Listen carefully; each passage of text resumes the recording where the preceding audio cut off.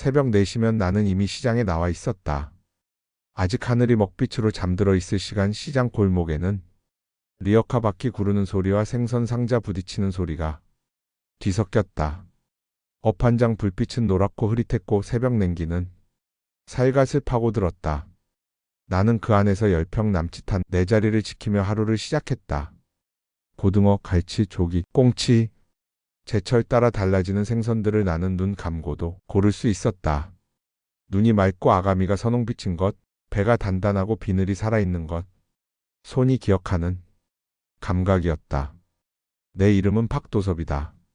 올해 72, 경상도 산골 출신으로 18대 무작정 부산으로 내려와 시장 허드레질부터 시작했다.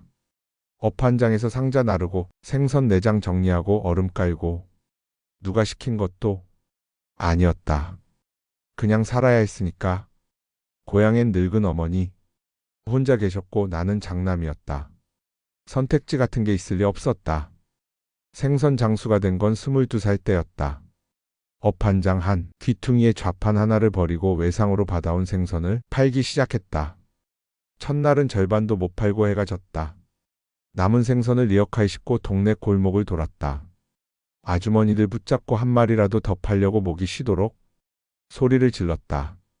그렇게 팔다 보니 이듬해엔 단골이 생겼고 또 이듬해엔 좌판이 2개가 됐다. 25에 장가를 들었다. 아내 이름은 오순자. 나보다 2살 아래로 시장 근처 반찬가게 딸이었다. 부잣집은 아니었지만 반듯한 집안이었고 장인어른은 내가 마음에 들지 않으셨던 모양이다. 생선 장수가 뭐가 그리 믿음직하냐고 딸을 고생시키려고 데려가는 거냐고 하셨다. 틀린 말이 아니었다. 나는 그 자리에서 고개를 숙이고 딱 한마디만 했다. 저 하나는 장담합니다. 성실한 것 하나는요. 장인어른은 한참을 침묵하시더니 결국 허락하셨다. 그 믿음을 저버리지 않으려고 나는 더 악착같이 살았다. 아내는 대단한 사람이었다. 시장 생활의 고단함을 단 한 번도 티 내지 않았다. 새벽에 나와 함께 일어나 도시락을 싸줬고 내가 늦게 들어오는 날이면 밥상을 덮어두고 기다렸다. 아이들이 생기자 집안 살림까지 떠맡으면서도 이따금 시장에 나와 나를 도왔다. 손이 빠르고 눈치가 좋아서 단골 아주머니들이 아내를 보러 온다는 말까지 돌았다. 큰아들 준혁이는 내가 28배 얻었다. 둘째 딸 미선이는 31에, 막내 민준이는 35에 얻었는데 늦둥이라 유독 귀엽고 애틋했다. 아이들 셋이 자라는 동안 우리 집은 가난했지만 따뜻했다. 과자 하나도 세 조각으로 나눠 먹는 살림이었지만 밥상에 웃음이 끊이지 않았다. 내가 시장에서 남은 생선 가져오는 날이면 아내가 찌개를 끓이고 아이들이 밥 한 그릇씩을 뚝딱 비웠다. 그게 행복이었다. 그 시절은 세월이 흐르면서 생선 장사는 안정이 됐다. 단골이 수백 명으로 늘었고 좌판도 점포 형태로 바뀌었다. 나는 거기서 멈추지 않았다. 남들이 쉬는 시간에 나는 공부했다. 부동산이며 세금이며 책을 사서 읽고 선배장 사치들한테 물어가며 배웠다. 45에 처음으로 작은 건물을 샀다. 시장 근처 낡은 2층짜리였는데 아무도 거들떠보지 않는 자리였다. 나는 그게 오히려 좋았다. 저평가된 것들은 언젠가 제값을 받게 돼 있다고 믿었으니까. 몇 년 후 시장 상권이 살아나면서 그 건물 임대료가 2배가 됐다. 그 돈으로 또 샀다. 그렇게 20년을 반복했다. 60쯤에는 상가 건물 3채의 주인이 되어 있었다. 시장 사람들은 나를 생선박 사장이라 불렀고 구청에서 모범상인 표창도 받았다. 동네 어른들은 나를 가리키며 저 사람 봐라 맨몸으로 올라온 사람이라고 했다. 총 자산을 따지면 30억이 넘었다. 하지만 나는 변하지 않았다. 여전히 새벽 4시에 일어났고 여전히 낡은 점퍼를 즐겨 입었다. 돈이 사람을 바꿔야 한다고 생각하지 않았다. 내가 지금껏 이 자리에 있는 건 돈 때문이 아니라 매일 아침 제 시간에 자리를 지킨 덕분이라는 걸 알았기 때문이다. 아이들 뒷바라지도 다 했다. 큰아들 준혁이는 대학까지 마쳤고 취직하고 결혼할 때 아파트 전세 보증금을 대줬다. 5천만 원이었다. 그 시절 내 형편에 큰 돈이었지만 아깝지 않았다. 내 자식이 좋은 출발을 하는 게 내 기쁨이었으니까. 둘째 딸 미선이는 공부를 잘했다. 영어도 잘하고 성격도 야무졌다. 교사가 되고 싶다 해서 사범대를 보냈는데 졸업할 즈음 갑자기 어학연수를 가고 싶다 했다. 캐나다로 1년. 비용을 물어보니 2천만 원이 필요하다고 했다. 망설였다. 하지만 아이가 원하는 걸 못해줄 수는 없었다. 통장에서 돈을 뽑아 봉투에 넣어줬다. 미선이가 공항에서 눈물을 글썽이며 절을 했다. 그 모습이 아직도 눈에 선하다. 막내 민준이는 형이나 누나처럼 공부를 잘하지는 않았다. 대신 손재주가 좋고 사람을 좋아했다.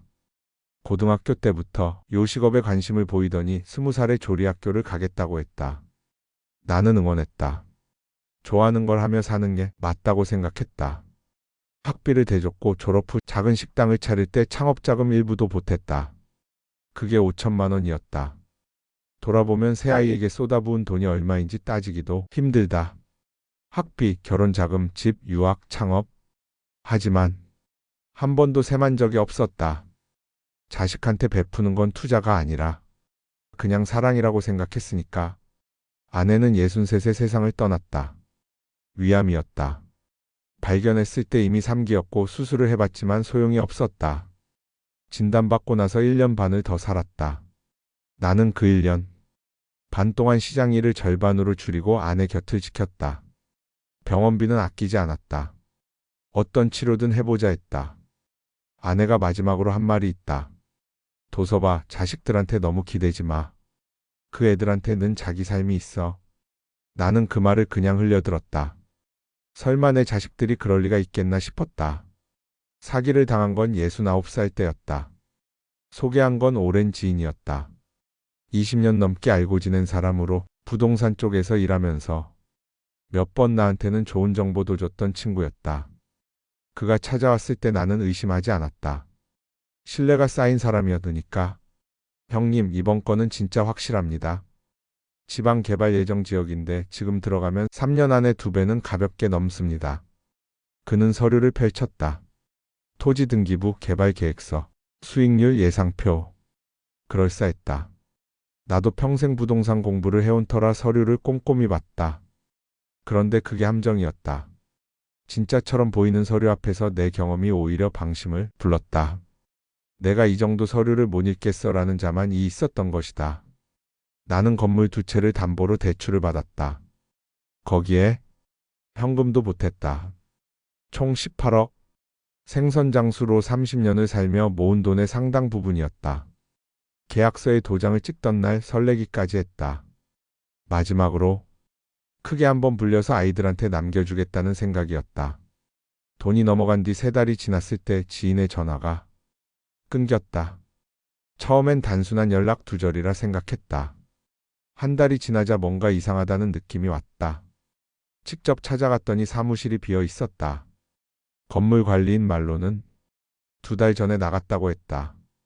경찰에 신고했다. 수사가 시작됐다. 그러나 이미 돈은 여러 계좌를 거쳐 해외로 빠져나간 뒤였다. 사기단은 법인을 여러 개 껴서 구조를 복잡하게 만들어놨고 나처럼 당한 피해자가 10명이 넘었다.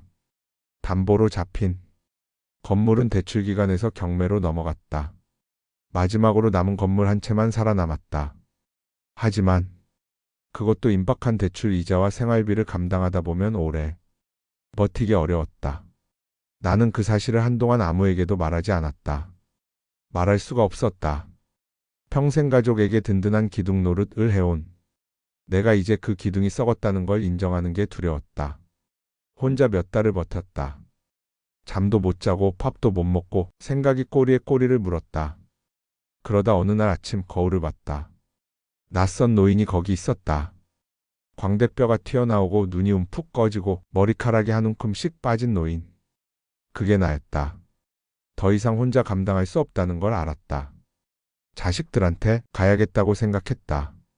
내가 그 아이들을 위해 평생을 살았으니 이제 한 번쯤은 기대도 되지 않겠냐고. 그렇게 생각했다. 그 생각이 얼마나 순진한 것인지는 나중에야 알았지만 준혁이네가 사는 아파트는 서울 마포에 있었다. 내가 전세금 일부를 보태줬을 때만 해도 이 동네 집값이 이렇게 오를 줄은 몰랐다. 덕분에 준혁이는 몇 년 새 꽤 큰 시세 차익을 봤다고 했다. 좋은 일이라 생각했다. 내 아이가 잘 되는 게 내 기쁨이었으니 버스를 2번 갈아타고 지하철을 1번 탔다.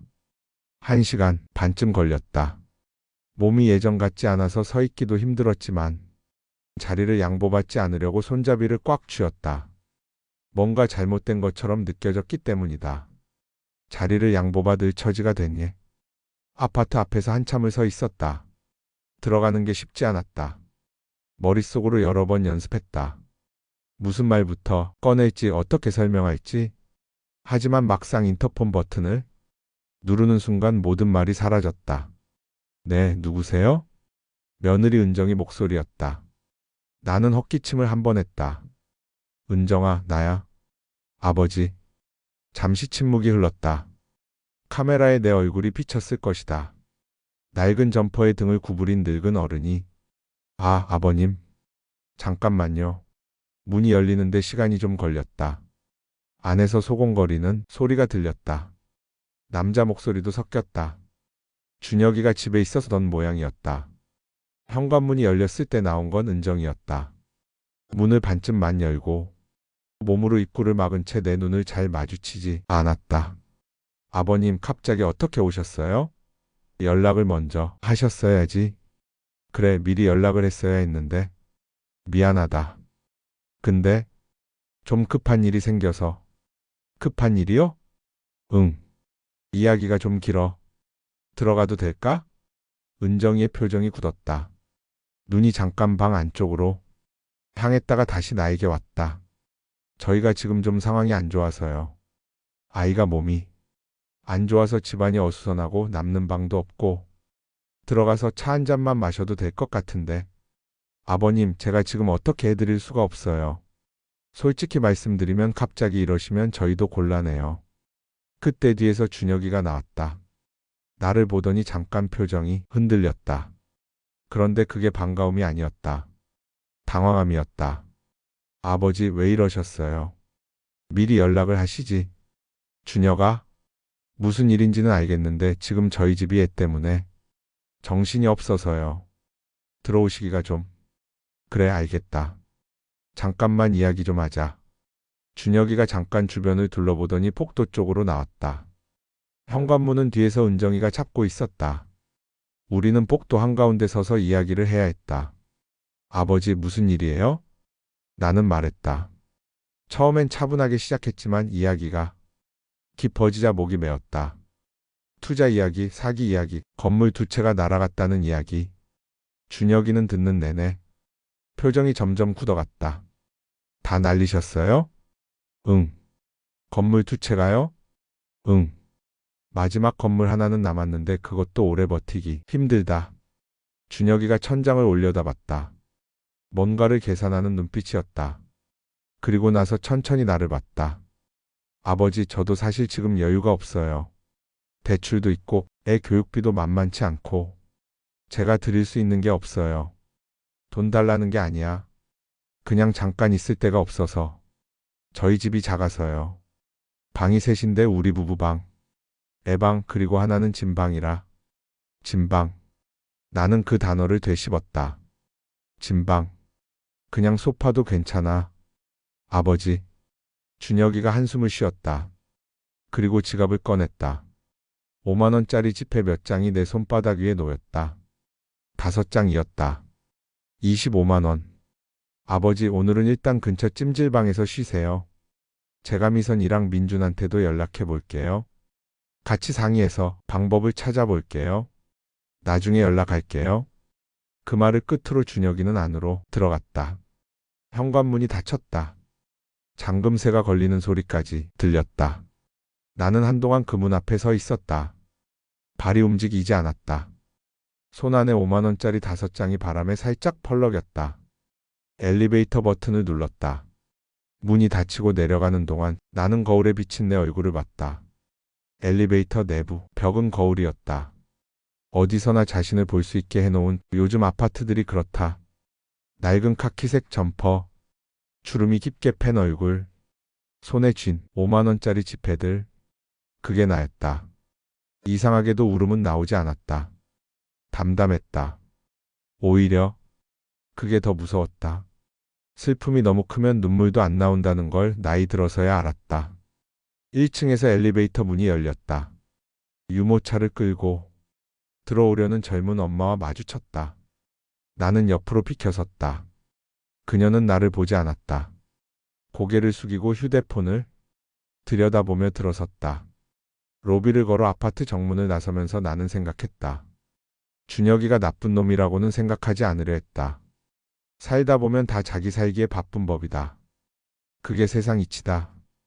그런데도 가슴 한쪽이 시렸다. 전세 보증금 될 때 준혁이가 했던 말이 기억났다. 아버지 평생 고생만 하셨는데 이제부터는 저한테 기대세요. 제가 다 해드릴게요. 그게 진심이었을까? 아니면 그 순간만의 감정이었을까? 알 수 없었다. 알고 싶지도 않았다. 미선이는 일산에 살고 있었다. 남편 되는 사위강 씨가 공무원이라 안정적인 편이었고 아이 둘의 아파트도 자기 명의였다. 내가 결혼 때 일부 보태준 그 집이었다. 버스를 타고 1시간. 가는 내내 창밖을 봤다. 서울 외곽으로 나가자 하늘이 넓어졌다. 구름이 낮게 깔려 있었고 바람이 차가웠다. 나는 창문에 이마를 기댔다. 유리가 차가웠다. 미선이에게 전화를 걸었다. 신호가 갔다. 3번 만에 받았다. 아빠? 응, 나야. 미선아, 아빠가 잠깐 봐야 할 것 같아서.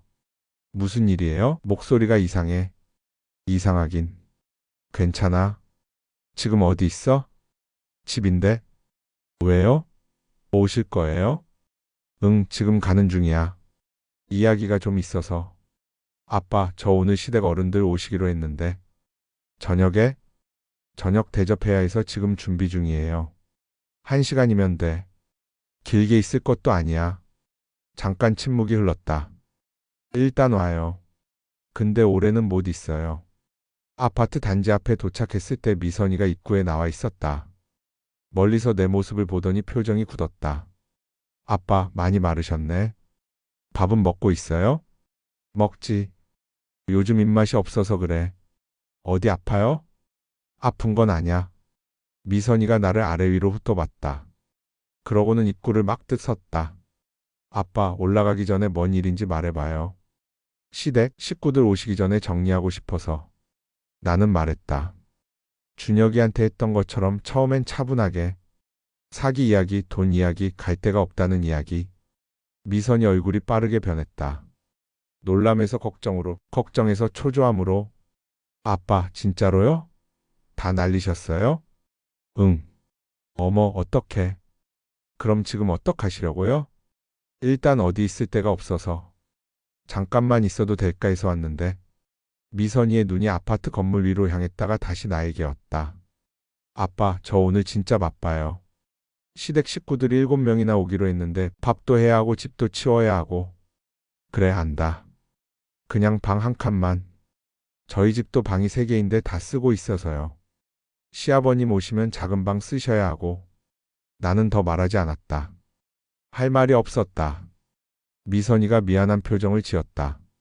진짜 미안한 건지 형식적인 미안함인지 구분하기 어려웠다. 그게 더 서글펐다. 아빠, 오늘은 어쩔 수 없고 제가 나중에 오빠랑 상의해서 연락할게요. 오늘은 일단이라는 말이 이렇게 잔인하게 들린 적이 없었다. 알겠다. 가마. 몸을 돌리는데 미선이 손이 내 팔을 잡았다. 아빠, 밥은 먹었어요? 아, 근데 지금 저도 바빠서.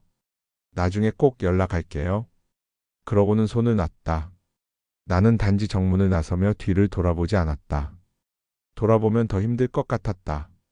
어릴 때 미선이가 학교에서 상을 받아왔던 날이 떠올랐다.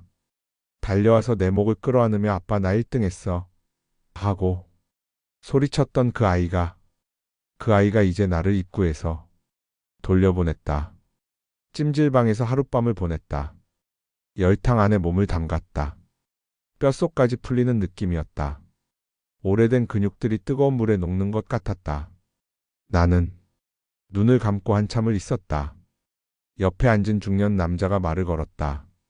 어르신 피곤해 보이시네요. 피곤하지요. 어디 여행 중이세요? 뭐 그런 셈이에요. 남자는 더 묻지 않았다. 나도 더 말하지 않았다. 그것으로 충분한 대화였다. 황토방에 자리를 잡고 누웠다. 천장의 쪽빛 조명이 은은했다. 옆에 누군가 코를 골고 있었고 조금 떨어진 곳에서 어린아이가 엄마한테 칭얼거리는 소리가 들렸다. 나는 천장을 보며 아내를 생각했다. 순자가 살아 있었다면 어땠을까?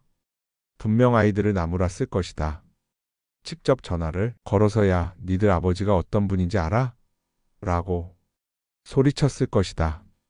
그리고 나를 데리고 자기 침대에 눕히고 아픈데 없냐고 물었을 것이다. 순자가 없다는 게 새삼 이렇게 크게 느껴질 줄 몰랐다. 가방을 열었다. 안에는 옷 몇 벌과 세면도구 그리고 두꺼운 봉투 하나가 있었다. 봉투 안에는 마지막으로 남은 건물의 등기권 리증과 내 유언장이 들어 있었다. 나는 준혁이네에 가기 전부터 그 봉투를 챙겼다. 자식들을 시험해 보려는 게 아니었다. 다만 내가 없어질 날이 머지않았다는 걸 몸으로 느끼고 있었고 그 전에 정리를 해야 한다고 생각했다. 누구한테 줄지는 정해두지 않았다. 오래 생각했는데도 답이 나오지 않았다. 공평하게 나눠야 하나 아니면 가장 필요한 사람한테 줘야 하나? 황토방의 뜨거운 공기가 등을 감쌌다. 눈꺼풀이 무거워졌다. 나는 스르르 잠이 들었다. 꿈에서 순자가 나왔다. 젊은 시절 순자였다. 시장 좌판 앞에 앉아 생선을 다듬으며 나를 보고 웃었다. 아무 말도 하지 않았다. 그냥 웃었다. 민준이 가게는 서울 은평구 구석진 골목에 있었다. 간판은 소박했다. 민준네 백반. 그 시체는 손으로 직접 쓴 것 같았다. 가게 앞에 화분 2개가 놓여 있었고 문에는 오늘의 메뉴가 적힌 작은 칠판이 걸려 있었다. 된장찌개, 고등어구이, 시금치나물. 나는 가게 앞에서 걸음을 멈췄다. 간판을 한참 올려다봤다. 내가 창업 자금을 댔을 때 민준이가 얼마나 기뻐했는지 기억났다. 아버지 저 이 가게로 꼭 성공할게요. 눈이 반짝거렸다. 점심 장사가 끝나갈 시간이었다. 창문 너머로 민준이가 움직이는 게 보였다. 그릇을 닦고 있었다. 나는 오래 서 있었다. 들어가는 게 망설여졌다. 준혁이와 미선이한테서 받은 상처가 아직 남아 있었다. 막내도 혹시 같은 반응을 보이면 그 생각을 끝까지 하지 않았다. 그냥 발을 내디뎠다. 문을 여는 순간 민준이와 눈이 마주쳤다. 민준이의 눈이 커졌다. 손에 들고 있던 행주가 떨어졌다. 아버지? 그리고 그는 뛰쳐나왔다. 가게 밖으로 달려나와 내 앞에 서더니 내 얼굴을 잡고 살폈다. 눈밑을 보고 볼을 보고 손을 잡았다. 아버지 이게 무슨 일이에요? 왜 이렇게 마르셨어요? 손이 왜 이렇게 떨려요? 나는 입을 열려고 했는데 말이 나오지 않았다. 민준이의 눈에서 눈물이 흘렀다. 아들이 먼저 울었다. 나는 그 앞에서 한동안 아무 말도 하지 못했다. 아버지 일단 들어가요. 여기 서 있지 말고. 그가 내 어깨를 감싸고 가게 안으로 데리고 들어갔다. 가게 안은 조용했다. 점심 손님들이 거의 빠진 뒤였다. 민준이는 나를 구석자리에 앉히고 부엌으로 들어갔다. 잠시 후 밥 한 그릇이 나왔다. 된장찌개에 나물 몇 가지 그리고 고등어 반 토막. 아버지 좋아하시는 거잖아요. 드세요. 나는 숟가락을 들었다. 밥 한 숟가락을 떴다가 내려놨다가 다시 들었다. 목이 메어서 밥이 넘어가지 않았다. 민준이가 건너편에 앉아 나를 봤다. 무슨 일인지 말해줘요, 아버지. 이번엔 처음부터 차분히 말했다. 지인의 소개, 투자, 사기, 경매. 민준이는 중간에 말을 자르지 않았다. 눈을 감고 듣다가 눈을 뜨고 듣다가 표정이 여러 번 바뀌었지만 자리를 뜨지 않았다. 다 말하고 나자 민준이가 물었다. 형이랑 누나는요? 나는 잠깐 망설였다. 가봤어. 사정이 안 된다더라. 민준이의 표정이 굳었다. 뭔가를 더 물어보려다 멈췄다. 그러고는 말했다. 아버지 저희 집에서 같이 지내요. 민준아 너도 형편이 어렵잖아. 괜찮겠어? 아버지 그런 말씀 마세요. 제가 뭐라고 아버지한테 형편 타령이에요. 그가 폰을 꺼내 어디론가 전화를 했다. 며느리 지영이한테였다. 여보, 나야. 아버지 지금 여기 계셔. 응. 저녁에 같이 모시고 들어갈게. 아버지 당분간 우리 집에 계셔야 할 것 같아. 응, 그래. 미안해. 전화를 끊고 나서 민준이가 말했다. 걱정 마세요. 다 됩니다. 그 말이 어찌나 가볍고도 단호하던지. 나는 그 말 하나에 한 달간 혼자 버텼던 긴장이 스르르 풀리는 것을 느꼈다. 눈물이 나올 것 같았는데 나는 꾹 참았다. 밥을 먹었다. 된장찌개가 뜨겁고 짭조름했다. 고등어는 잘 구워져 껍질이 바삭했다. 평범한 백반이었는데 오래간만에 제대로 먹는 밥 같았다. 민준이네 집은 가게에서 걸어서 10분 거리의 빌라. 3층이었다. 15평 남짓. 방 2개, 작은 거실, 부엌. 아기가 있어서 방 하나는 이미 아기방으로 꾸며져 있었다. 며느리 지영이가 문 앞에서 기다리고 있었다. 내가 들어서자마자 꾸벅 절을 했다. 아버님, 잘 오셨어요. 많이 힘드셨겠다. 그 말 한마디에 나는 움찔했다. 힘드셨겠다. 그 말을 진심으로 들은 게 얼마만인가. 미안하다, 지영아. 갑자기 이렇게 돼서. 무슨 말씀을 그렇게 하세요? 어서 들어오세요. 거실에 들어서자 아기 냄새가 났다. 민준이 딸 하은이가 기어다니고 있었다. 나를 보더니 낯설어서인지 잠깐 멈춰봤다가 다시 기어갔다. 나는 웃음이 났다. 오랜만에 나오는 웃음이었다. 지영이가 안방을 내줬다. 아버님이 안방 쓰세요. 저희는 작은 방에 있을게요. 아니야, 그럴 것 없어. 소파도 괜찮아. 안 됩니다. 어른이 소파에서 주무시면 안 되죠. 민준이가 끼어들었다. 아버지, 그냥 들어가세요. 저희 괜찮아요. 나는 더 사양하지 못했다. 안방에 들어가 짐을 풀었다. 작은 가방 하나였다. 옷 2벌, 세면도구, 약 몇 가지, 그리고 봉투. 봉투를 꺼내 가방 깊숙이 다시 넣었다. 저녁 밥상이 차려졌다. 지영이가 된장찌개를 새로 끓이고 제육볶음을 했다. 반찬이 많지는 않았지만 정성이 담겨 있었다. 민준이가 하은이를 안고 지영이가 나를 위해 밥을 가득 떠줬다. 우리 넷이 밥을 먹었다. 밥 먹으면서 민준이가 가게 이야기를 했다. 요즘 단골이 늘었다는 것, 점심 장사가 잘 된다는 것, 저녁도 시작해볼까 고민 중이라는 것. 지영이가 하은이 이야기를 했다. 요즘 말을 흉내낸다는 것, 걸음마를 시작했다는 것. 나는 듣고 웃고 또 들었다. 오래간만에 밥상에서 이야기 소리가 들렸다. 그냥 그 소리가 좋았다. 그날 밤 안방에 누웠다. 침대가 폭신했다. 이불이 따뜻했다. 베개에서 세제 냄새가 났다. 아마 나를 위해 새로 세탁한 것 같았다. 천장을 바라봤다. 낯선 천장이었다. 조명이 동그란 원형이었고 모서리에 곰팡이 자국이 조금 있었다. 오래된 빌라의 천장이었다. 나는 눈을 감으려다 다시 뜨고 또 감으려다 뜨기를 반복했다. 잠이 오지 않았다. 몸은 피곤한데 머리는 맑았다. 이럴 때가 가장 생각이 많다. 준혁이가 내 손에 쥐어준 25만 원이 떠올랐다.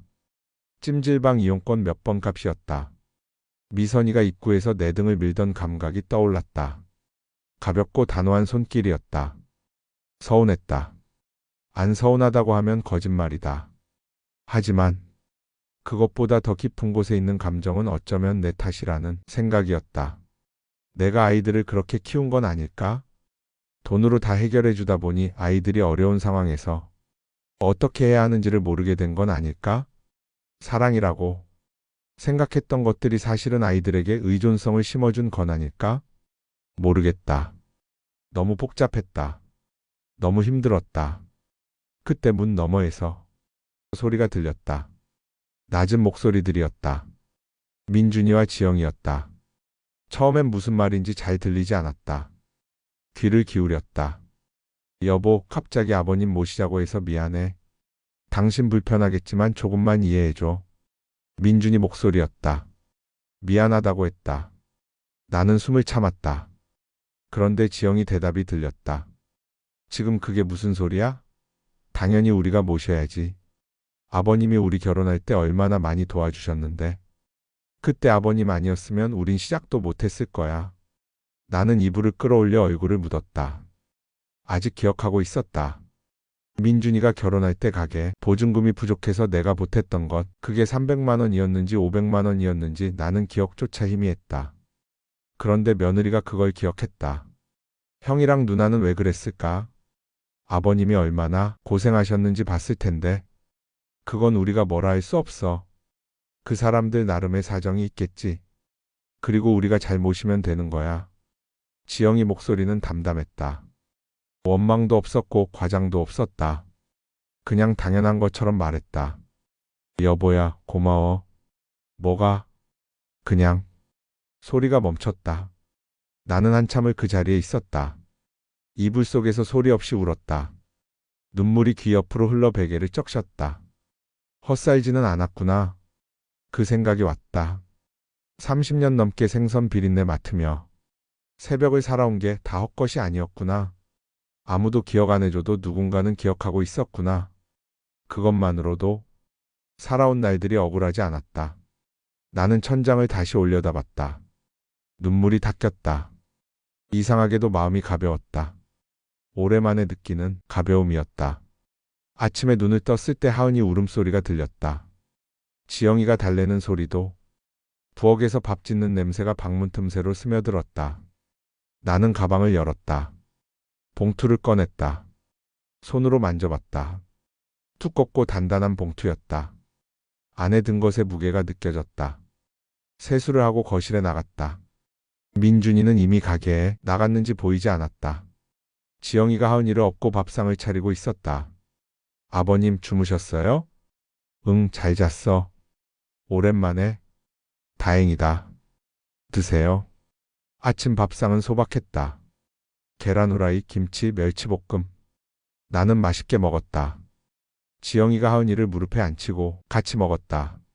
식사가 끝나고 지영이가 설거지를 하러 들어갔다. 나는 봉투를 꺼냈다. 민준이가 가게 문을 열기 전에 가게에 들렸다. 청소를 하고 있던 민준이가 나를 보고 웃었다. 아버지 잘 주무셨어요? 응. 민준아, 잠깐 앉아봐라. 민준이가 앞치마를 벗고 맞은편에 앉았다. 나는 봉투를 내밀었다. 이게 뭐예요? 열어봐. 민준이가 봉투를 열었다. 꺼내보더니 눈이 커졌다. 아버지, 이거 등기권리증 아니에요? 어디 건물이에요? 송파의 상가 건물이야. 한 채, 이번에 날린 거 말고 따로 가지고 있던 것. 이걸 왜 저한테? 나는 잠깐 말을 가다듬었다. 준혁이랑 미선이는 내가 돈이 없다고 문을 닫았어. 니는 아무것도 묻지 않고 드렸지. 아버지, 저는 그냥 당연한 걸 한 건데요. 당연한 게 제일 어려운 거야. 사람한테는 돈 있을 때만 부모고 없으니까 짐짝 취급하는 사람들한테 내가 뭘 줄 이유가 없어. 내 진심을 알아준 사람한테 줘야지.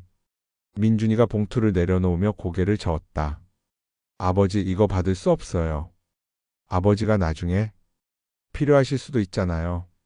나중에 없어. 내겐 무슨 말씀이에요. 나이 들어보면 알아.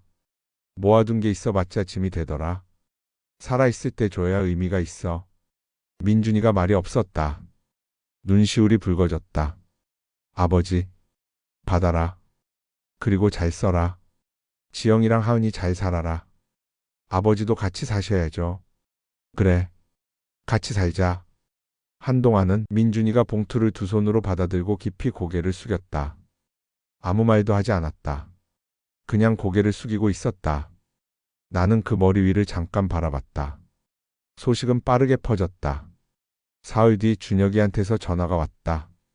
아버지, 민준이한테 전부 줬다는 게 사실이에요? 응. 아버지, 그게 말이 돼요? 저한테는 한마디도 없이? 너한테 한마디 하려고 찾아갔었지. 찜질방이나 가라고 했잖냐? 그건 제가 그 순간 당황해서 그런 건데.